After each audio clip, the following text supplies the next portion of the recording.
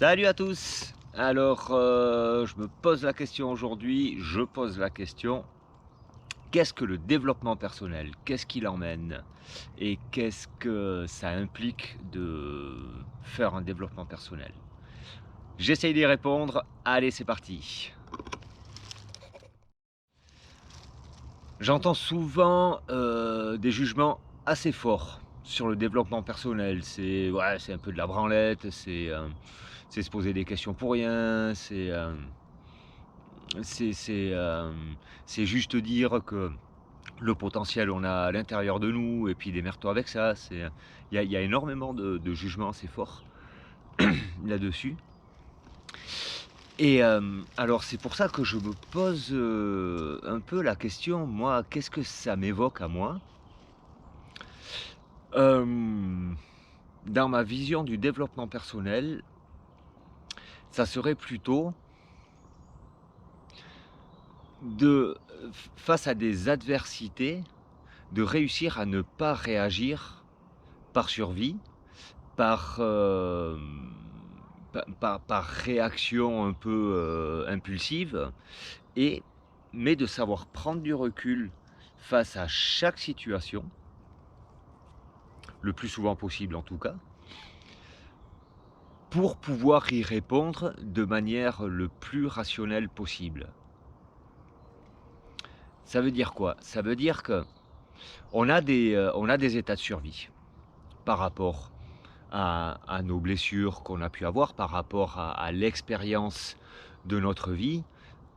Si on s'est fait mordre par un chien une fois, même 2 fois, 3 fois et plus on va se faire mordre par un chien, plus on va se dire: «Les chiens sont dangereux parce qu'ils mordent» et mais ça va être pareil pour toute expérience. C'est pour ça qu'on parle souvent même dans les thérapies et tout ça, de l'enfance en fin de compte, parce que aller regarder qu'est-ce qui s'est passé dans notre enfance, c'est aller regarder quelle expérience j'ai vécue et qui m'a donné une information sur cette situation-là, ça veut dire ce ressenti-là. Notre cerveau archaïque, il fonctionne un petit peu avec ça, en gros. Voilà, quand j'étais enfant, un chien m'a mordu, je peux rester traumatisé à ça et toute ma vie me dire: «Les chiens sont dangereux» et j'ai peur des chiens et je développe une phobie des chiens toute ma vie. Le développement personnel, ça va être, on reprend le chien. J'ai croisé un chien, il m'a mordu. Ça m'est arrivé une fois, 2 fois, 3 fois. Je peux rester dans cette croyance toute ma vie que les chiens sont dangereux. Je peux aussi me dire: «Qu'est-ce qui a fait que ce chien m'a mordu?» C'est même pas ça exactement. C'est: «Qu'est-ce que j'ai ressenti au moment où ce chien m'a mordu?» Alors ça m'a fait mal, j'ai peut-être ressenti de la colère, du désespoir, de l'injustice. Il va y avoir une émotion que chaque personne va vivre et si je vis de l'injustice, c'est injuste parce que ce chien m'a mordu. Alors, est-ce que l'injustice, ça va être un moteur de réaction face à des situations d'adversité? Je ne sais pas si c'est clair, mais moi, il y a un truc qui vient de s'éclaircir avec ça, de ça. Le sentiment d'injustice, c'est je faisais rien et il m'est arrivé ça. J'étais assis tranquille, un chien est passé, il m'a mordu.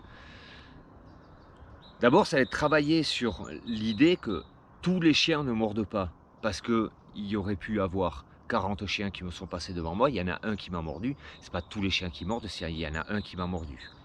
La raison, je ne sais pas du tout. Maintenant, j'ai trouvé ça injuste. Donc, la prochaine fois que quelque chose m'arrive que je trouve injuste, inconsciemment, je vais peut-être pouvoir être relayé à ce moment-là où j'ai vécu une injustice très très forte et l'émotion va être revécue par rapport à cette situation-là. Là, je sens que même moi, je me suis perdu. Je ne sais pas si vous, ça vous parle, mais en tout cas, c'est pour ça que c'est important d'aller voir un petit peu ce qui s'est passé dans notre passé, pas pour juger des gens, des personnes, des animaux, des choses qui nous ont fait, mais pour savoir qu'est-ce qui s'est joué à ce moment-là, quelle information ça m'a mis dans mon fonctionnement que je recrée aujourd'hui. Voilà. J'ai pas plus de réponses que ça.